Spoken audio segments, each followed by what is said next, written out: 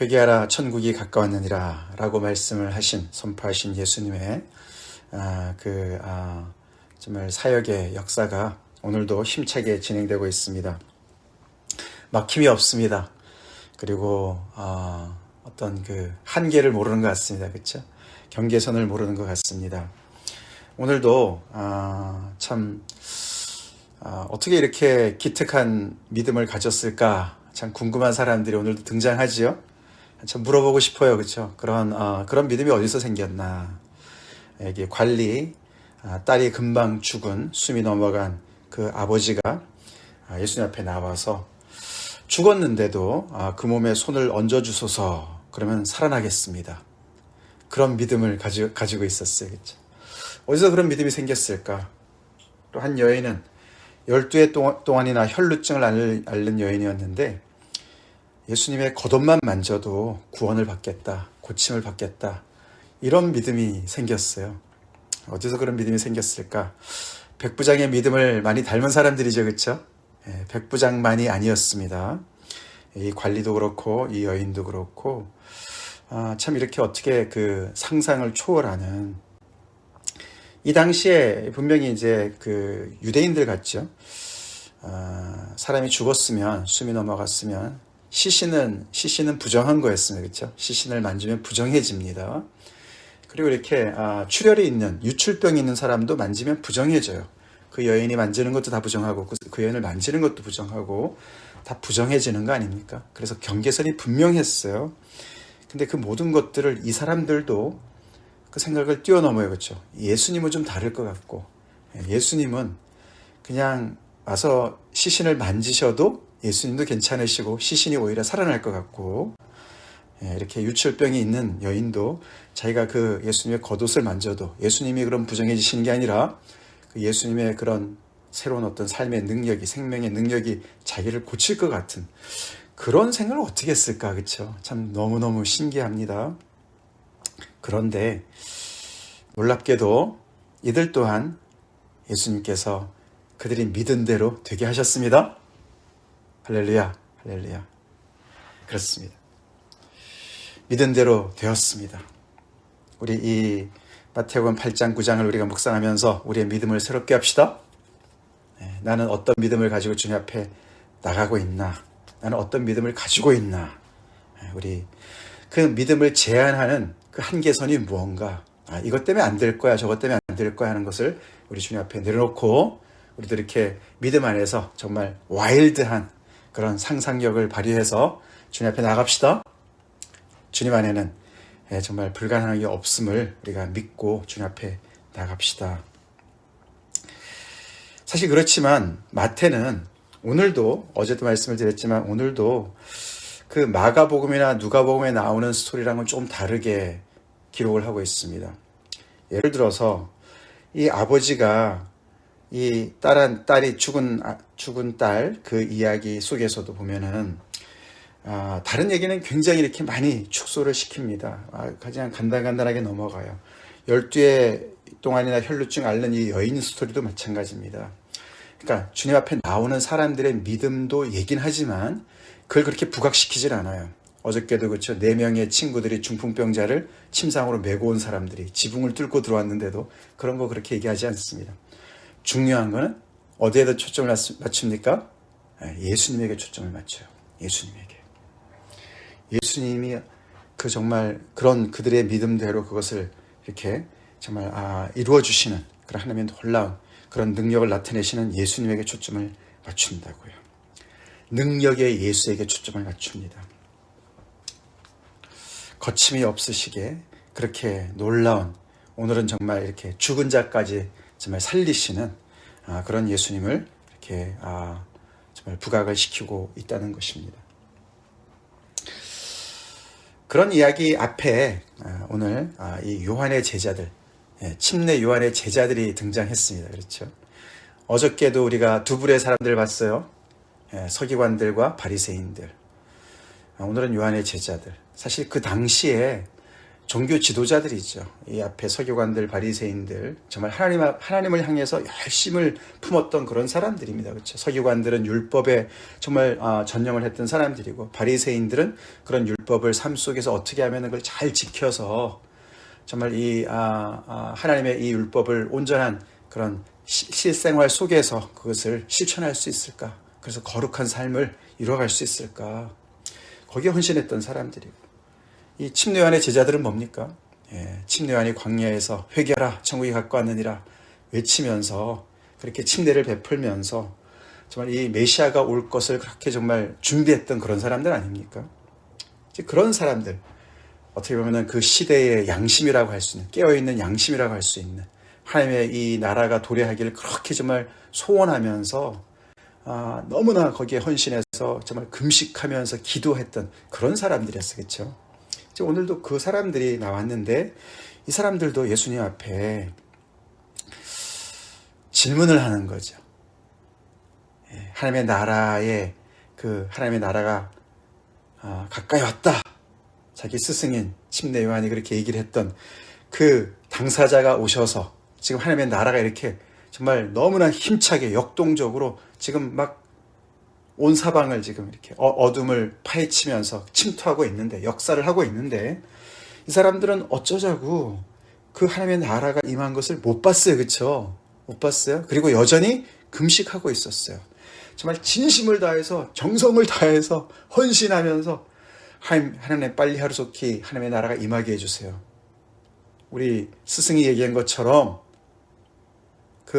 정말 내 뒤에 더 큰 이가 오신다고 말씀하셨는데 그분을 보내주세요. 메시아를 보내주세요. 뭐 이렇게 기도했겠죠. 그렇죠? 그 여전히 금식하고 있는 거예요. 그러면서 예수님한테 와서 예수님의 제자들이 왜 금식을 안 하느냐, 우리처럼 왜 이렇게 금식을 안 하느냐라고 질문을 하는 겁니다. 오늘도 참 아이러니컬합니다. 그렇죠? 이들이 금식을 열심히 해서 기도를 해서 기도 응답으로, 그렇죠? 기도 응답이 되어준 거 아닙니까?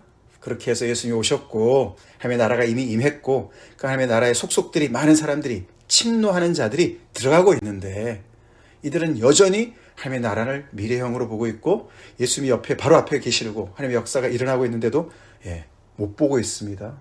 그리고 예수님의 설명을 들어야 되는 입장에 있어요. 설명을 들었어도 나중에 보면 그래요. 그렇죠? 많은 사람들이 여전히 요한을 따랐습니다. 침례 요한을 따랐어요. 나중에 우리가 사도행전에 가도 나오지 않습니까? 침례 요한의 침례 요한의 제자들이 정말 온 사방에 이렇게 흩어진 것을 볼 수가 있고, 어떻게 보면 많은 유대인들이 여전히 침례 요한의 그런 정말 제자들이라고 볼 수 있어요. 그렇죠? 여전히 유대인들은 여전히 지금도 금식하면서 기도하고 있지 않겠습니까? 그렇죠? 하나님의 나라가 임하기를 위해서. 그걸 보면 또 하나님의 나라가 임하긴 임했는데 모든 사람들이 다 알 수 있는, 그렇게 공개적으로는 아직은 임하지 않은 것을 알 수가 있어요. 그렇죠? 알 수가 있어요. 정말 받은 자만이 아는 그런 것을 볼 수가 있습니다. 그래서 예수님이 우리 오늘 그 소녀, 죽은 그 딸을 고치실 때도 무리를 내보낸 후에 예수께서 들어가사 소녀의 손을 잡으심에 일어나는지라. 물론 그 다음에 소문이 퍼지긴 했지만서도 직접 목격은 하지 않습니다. 못합니다. 그렇죠? 많은 사람들 앞에서 그냥 공개적으로 죽은 자를 살리면 얼마나 선전 효과가 컸겠습니까? 근데 그렇게 안 하세요. 그렇죠? 하나님의 나라의 역사는 믿음이 있는 자들의 몫입니다. 몫이에요. 우린 그것을 또 볼 수가 있어요. 이 예수님의 이런 놀라운 역사를 예수님께서는 이 침례 요한의 제자들에게 설명을 하시는데, 거기 보시면은 비유를 드시죠. 그죠? 혼인집 비유를 드십니다. 그렇죠? 혼인.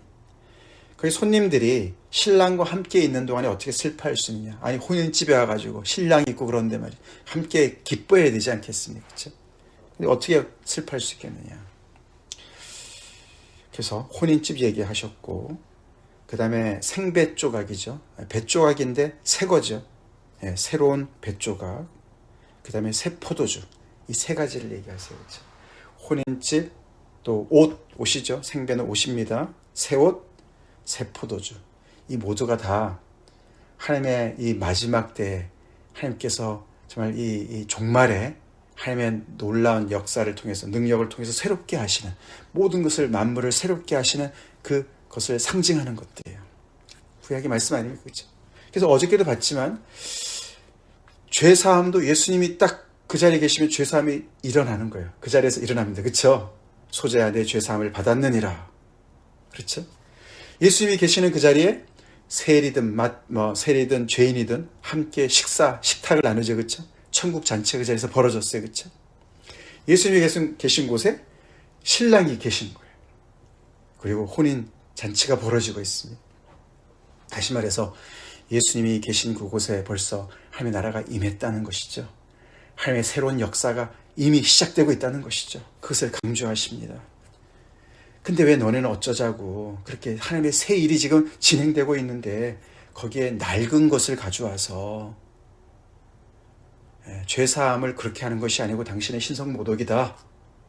구약에 지금까지 우리가 해왔던 대로 성전에 가서 동물의 제사를 드리면서 그 절차를 밟아야 죄사함을 얻는 것이다. 이렇게 얘기를 하고, 그렇죠? 하나님께서 이미 용서한 사람을 왜 죄인이라고 취급을 하고, 함께 왜 이미 지금 혼인잔치가 벌어지고 있는데 왜 함께 거기서 기뻐하지 못하고 왜 금식을 하지 않느냐 이렇게 얘기를 하느냐, 시대착오적인 그런 얘기를 하느냐. 이미 하나님의 역사는 지금 진행이 되어서 하나님의 역사가 지금 새롭게 시작되고 있는데 왜 계속 과거에서 이렇게 묶여서 그 생각 속에 있느냐. 전통을 강조하고 너희들이 지금까지 해왔던 어떤 그런 신앙의 어떤 습관을 강조하고 그러느냐. 하나님의 새 역사에 따라와라. 지금 이 새 것과 옛 것을 함께 섞어서는 안 된다. 둘 다 망치게 된다. 비유로 말씀하세요. 그렇죠? 생배 조각을 낡은 옷에다가 이렇게 기우면 어떻게 됩니까? 한번 빨게 되면은 생배 조각이 확 수축이 일어나기 때문에 낡은 옷까지 다 찢어지게 되죠. 서로가 어울릴 수가 없는 것이죠. 새 포도주를 낡은 가죽부대에 넣으면 어떻게 무슨 일이 벌어집니까? 새 포도주는 계속해서 지금도 계속 이렇게 퍼먼트가 되니까, 그렇죠? 계속 이렇게 부풀어 오르니까, 그 안에서 발효가 되니까 이 낡은 가죽 부대가 그 압력을 이겨낼 수가 없죠. 그래서 터지게 되겠죠. 그래서 새 포도주는 새 부대에 넣어야 되는 것이다. 다시 말해서 마치 이 뒤에 나오는 이 관리, 이 죽은 딸을 가지고 있는 이 아버지가, 또는 12해 동안 혈루증을 앓던 이 여인처럼 시신을 만지면 부정해져. 그렇죠? 유출병 있는 사람을 만지면 부정해져 라는 하나님의 말씀이 있지만, 그러나 하나님의 새로운 역사가 일어나는 이 예수님, 정말 하나님의 역사를 가장 앞장서에 계시는 예수님은 뭔가 그 안에서는 이런 것조차도 하나님께서 정말 뭔가 새로운 일을 행하실 수 있을 것이라는 그런 믿음을 가진 것처럼, 그런 자세로, 그게 바로 새 부대인 줄로 믿습니다. 새 부대인 거예요. 자기들의 어떤 그 틀 속에 꽉 갇혀 있질 않아요. 그래서 엄청난 상상력을 가지고 있는 믿음이에요. 정말 불가능이 없으신 하나님 안에서 이 하나님의 생명의 역사가 이루실 수 있는 것은 무궁무진하다. 새 포도주가 그 발효력으로 팽창할 수 있는 그 영역은 무궁무진하다. 어저께도 그렇죠? 이 정말 예수님을 통해서 이 땅에 지금 비춰지고 있는 빛은 정말 조금이라도 틈만 있으면 어디든지 다 비집고 들어가는, 어디도 침투할 수 있는 그런 하나님의 놀라운 역사를 바라보는, 그렇게 열린 마음으로 바라보는 그것이 새 부대인 줄로 믿습니다. 그런 새 부대로 새 포도주를 담아야 된다라고 그들에게 이야기를 해주셨습니다.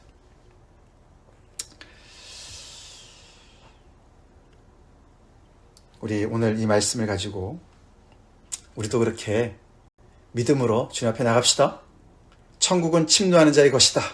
그런 유명한 표현이 곧 나옵니다. 이제 곧 나와요. 정말 그렇습니다. 그렇습니다. 우리가 열린 마음을 가지고 하나님 앞에, 정말 주님 앞에 나갈 때 그 어떤 문제도 주님께서 해결해 주실 수 있습니다 라고 믿을 때, 이 12해 동안이나 괴롭힘을 당했던 이런 정말 그 지병도 고침을 받을 수 있음을 믿읍시다. 그 많은 문제들이 하나님 안에서 해결될 수 있음을 우리가 믿고 주님 앞에 나갑시다. 예수님이 죽은 그 소녀의 손을 잡으심에 일어났다. 어저께도 잠깐 말씀을 드렸지만 그 옛날 터키, 튀르키예라고 지금 요즘에는 이름을 붙였는데 새롭게 그날에서 그렇게 엄청난 지진이 일어나서 지금 계속 사상자가 늘고 있지 않습니까? 오늘도 저 잠깐 아침에 뉴스를 봤는데 거기 어떤 사진에 어린 딸이 죽었어요. 아버지가 어린 딸이 이렇게 죽어서 그 딸 곁을 떠나지 못하는 아버지의 사진이 찍혀 있어요. 그 아버지가 죽은 딸의 손을 잡고 있는 거예요. 그 자리를 떠나지 못하는 그 사진을 찍었습니다. 영국에서 그 사진이 지금 이 사건의 그런 어떤 그 참상을 정말 대변하는 그런 사진이다 이렇게 얘기를 했다고 그러던데 너무나 정말 가슴 아픈 일 아닙니까? 예수님이 계시면은 이렇게 죽은 자도 일어날 수 있을 텐데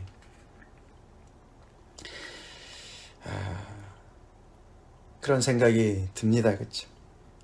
하나님의 나라가 이미 임했는데 여전히 세상은 이렇게 아비규환이고 많은 문제들이 여전히 많이 있습니다.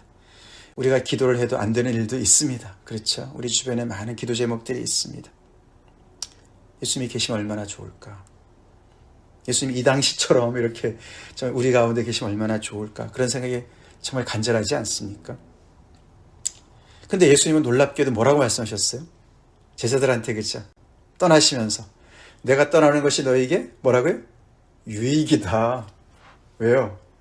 보혜사 성령님이 오시니까 그분이 모든 것을 가르치고 너희들이 가르쳐 주시고 생각나게 해주시고 그 성령님을 통해서 또 기도를 통해서 너희가 정말 지금까지 했던 모든 것보다 더 크게 내가 한 것보다 더 큰 일을 할 수가 있다라고 약속해 주셨습니다. 놀라운 약속을 가지고 있는 우리죠. 그렇죠? 물론 여기서 예수님께서 그러나 신랑을 빼앗길 날이 이르니 그때는 금식할 것이라 이렇게 말씀하셨어요. 그게 무슨 뜻일까? 예수님이 십자가에 달려 돌아가시고 그렇죠? 죽으시고 장사지 되시고 부활하시는 그 과정을 제자들이 겪으면서 예수님이 마치 떠나신 것처럼 그렇게 정말 빼앗긴 것처럼 그렇게 슬퍼할 때를 이제 얘기하는 것 같습니다. 그렇죠? 그렇지만 그것은 잠시 잠깐일 것이다. 부활하신 예수님을 다시 만나서 그들은 기쁨을 회복하고 그리고 그 부활의 주님을 정말 믿으면서 성령 가운데서 그 일을 갔습니다. 그렇지만 예수님은 어떻게 해요? 성령을 통해서 임재하시죠. 그렇죠? 그리고 예수님의 재림을 기다리는 중에 있습니다. 그렇죠? 제자들도 그렇습니다. 우리도 그렇습니다. 그래서 어떤 면에서 우리가 함께 지금은 정말 우리가 예수님이 우리와 함께 계시기 때문에 우리가 금식할 때가 아니고 정말 축제를 벌릴 때가 맞습니다. 그렇죠? 아멘? 하나님의 나라가 우리에게 임했다면 우리는 지금은 셀레브레이트 할 시간이죠. 우리 신랑 되신 예수님과 함께 기쁨을 누리면서 정말 감사하면서 축제를 해야 될 때입니다. 그러나 또 동시에 그쵸? 우리는 또 금식도 해야 될 줄로 믿습니다. 금식을 해야 될 때가 되는 것이죠. 여러 가지 많은 문제를 가지고 주님 앞에 가지고 나아가서 우리 자신의 문제가 해결이 되었지만 또 주변에 많은 정말 주님 앞에 나와야 될 많은 사람들의 그런 아픔을 가지고 또 주님 앞에 우리가 또 금식 기도해야 될 때가 또 있을 줄로 믿습니다. 세상의 많은 문제들을 가지고 우리가 주님 앞에 나갈 때가 필요할 때가 있죠. 우리가 이사야서 우리가 잘 아시지 않습니까? 58장에 하나님께서 기뻐하시는 금식은 뭐라 그랬습니까? 그 당시에 금식 정말 우리가 음식을 안 먹는 것조차도 정말 그것도 금식이긴 하겠지만 그보다 더 중요한 금식은 그런 모든 결박을 풀어주고 그렇죠? 많은 사람들 압제에 눌려 있는 사람들을 자유케 하는 그런 일에 정말 너희들이 정말 열심을 내는 것 그것이 하나님께서 기뻐하시는 금식이다. 그렇게 말씀하셨어요. 금식조차도 어떤 그런 종교 행위로 그치는 그런 금식 말고 금식을 위한 금식 말고 그렇죠? 다른 필요가 있는 사람들을 위해서 그 사람들의 필요를 채워주기 위해서 내가 거기에 앞장서는 그런 것을 금식이라고 말씀하셨습니다. 나중에 우리가 마태복음 25장에 가보면 그렇죠. 하나님께서 마지막 날에 양과 염소를 나눌 때도 보시면 그렇죠. 예. 오른쪽에 양에 있는 사람들에게 그 사람들 뭐라고 얘기했습니까? 너네가 내가 굶을 때 나에게 먹을 것을 주었고 내가 갇혔을 때 나를 찾아와 줬고 내가 헐벗었을 때 옷을 입혔고 그렇게 말씀하시지 않습니까? 그것이 참된 금식인 줄로 믿습니다. 그런 금식, 예, 그런 모든 것들, 그런 것들을 우리가 생각해 볼 수가 있어요. 그러나 우리가 중요한 것은 우리 예수님이 우리 인생 가운데 오셨다면 우리는 더 이상 금식을 위한 금식은 필요 없습니다. 필요 없습니다. 기도 응답을 받은 사람들이에요. 주님과 함께 지금은 자칫자리에 있습니다. 항상 그렇습니다. 주님과 항상 있을 때마다 있는 순간은 그 순간은 항상 주님과 함께만 있다면 우리가 어떤 상황 속이라 할지라도 우리는 주님과 함께 기뻐하고 즐거워야 될 줄로 믿습니다. 아멘. 그렇습니다. 우리가 금식을 해도 그런 기쁨 가운데 금식을 해야 될 줄로 믿습니다. 그렇게 주님 앞에 정말 우리가 새 부대를 가지고 새 포도주 되시는 우리 주님을 잘 우리가 우리의 정말 마음속에 품고서 믿음을 발휘하면서 삽시다. 내 자신에 대해서도 우리 주변의 많은 필요를 위해서도 우리가 정말 그들의 아픔을 가지고 그렇게 주님 앞에 나아가는 은혜가 있게 우리가 간절히 기도합시다. 우리가 이런 말씀을 들을 때 우리는 항상 참 나는 믿음이 부족한데 그런 생각이 많이 듭니다. 그렇죠? 어떻게 내가 이런 믿음을 가질 수 있을까? 지난 주일에도 제가 말씀을 드렸지만 주님, 제가 믿음이 없으니까 지금 믿음 없음을 도와주세요. 저도 이렇게 기특한 믿음을 발휘할 수 있게 해주세요. 그런 마음 우리가 가지고 기도합시다. 기도합시다. 그것도 중요하지만 더 중요한 거는요, 우리 예수님에게 초점 맞춥시다. 내 믿음 없음을 그것만 보고 내가 어떻게 믿음을 가질 수 있을지 이것도 중요하지만 더 중요한 거는 우리의 관심이 이런 예수님에게 쏠려야 돼요. 예수님에게 쏠립시다. 예수님에게 집중합시다. 믿음이 거기서 온전케 되는 줄로 믿습니다. 우리의 주요, 우리의 믿음을 온전케 하시는 분은 예수님이세요. 예수님이세요. 마태가 지금 그걸 하고 있어요. 예수님에게 초점 맞추라는 거예요. 예수님에게 집중하라는 거예요. 예수님에게 집중하라는 거예요. 그러면 예수님의 정말 옷자락만 만져도 그분의 놀라운 능력이 우리 안에 들어올 줄로 우리가 믿읍시다. 그렇게 우리 주님 앞에 나아가는 오늘 하루가 되기를 같이 기도하겠습니다. 같이 기도하시겠습니다.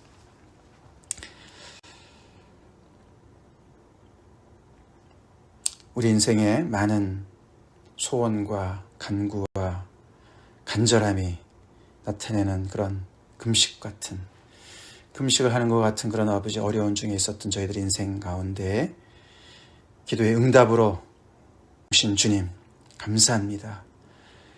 아버지 요한의 제자들처럼 기도 응답이 되어졌는데도 아버지 알아채지 못하고 여전히 아버지 참 그런 슬픔 속에 갇혀있는 저희들 되지 않게 도와주시옵소서.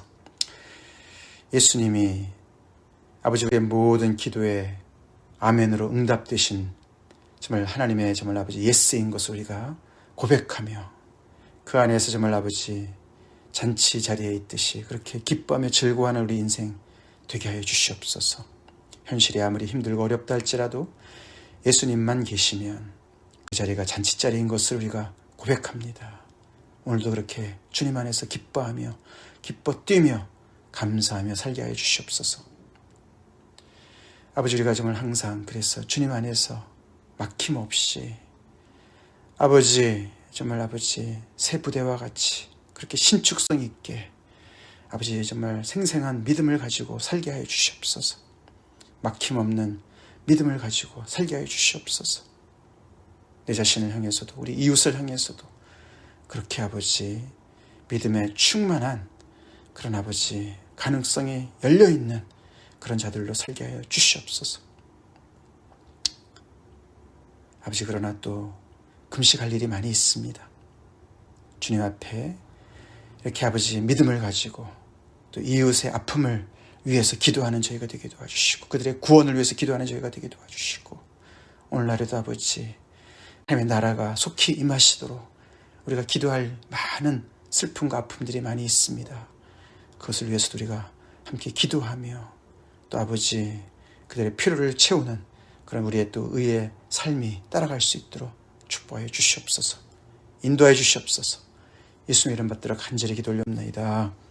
아멘.